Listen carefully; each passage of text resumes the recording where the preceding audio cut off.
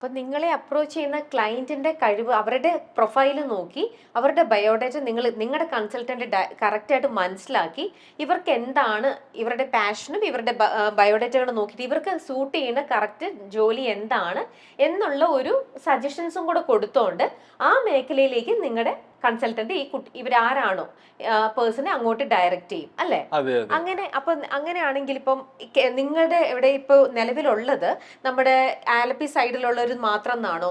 എങ്ങനെയാണ് ഇപ്പൊ പുറത്തുനിന്നുള്ളവരാണെങ്കിൽ പോലും കേരളത്തിന് പുറത്ത് ജീവിക്കുന്നവരായിക്കോട്ടെ അല്ലെങ്കിൽ അങ്ങ് കാസർഗോഡ് കണ്ണൂരുള്ളവരായിക്കോട്ടെ എങ്ങനെ അവർ നിങ്ങളിലേക്ക് അപ്രോച്ച് ചെയ്യേണ്ടത് എങ്ങനെയാ? നമുക്ക് കോണ്ടാക്ട് നമ്പർ ഉണ്ട്. അത് വെച്ചിട്ടാണ് കൂടുതലും വാട്സാപ്പ് CV അയച്ചു വരും.